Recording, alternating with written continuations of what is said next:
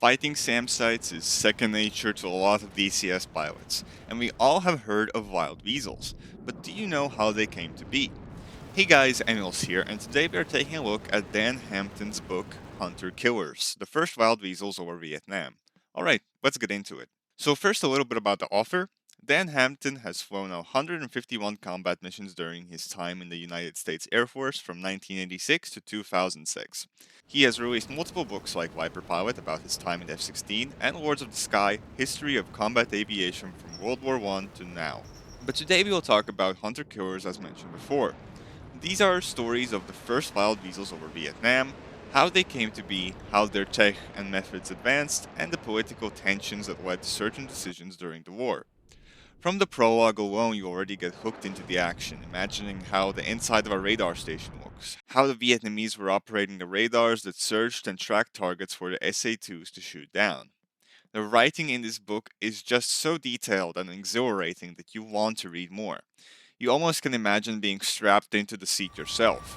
Here's a little fragment from the first shoot-down of an American fighter jet. Too near for any flight corrections. The SAM simply flew straight at the radar return, and the missile Schmel 5E11 fuse received the command to arm itself. When the telephone pole-sized missile passed below and slightly behind the nearest Phantom, invisible radar pulses radiating from the missile's nose struck Leopard 2, bouncing off the metal fighter and returned to the fuse.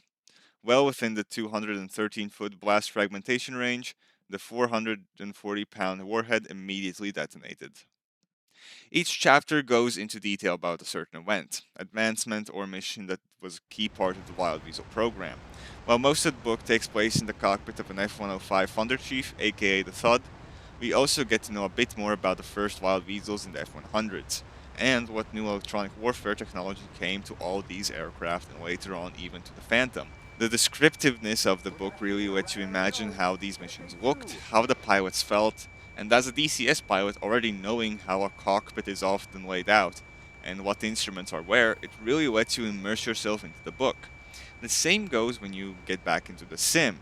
Now, when hopping into a Phantom to do some seed, I know more about what I'm doing and why. While we don't have a Vietnam map in DCS yet, I can almost imagine how it would look already. And when it does come out, I already know what missions I will want to fly. If you're interested in the Vietnam War, politics, or even how electronic warfare and SAM warfare advanced, then I really recommend picking up this book. It is my favorite combat aviation read so far, and it really is an entertaining and educational read. I will leave a link in the description to the book both in audiobook form and in a printed form, and if you want to see more book reviews, then check out this video. Alright, that's it from me, and I'll see you guys next time. Bye!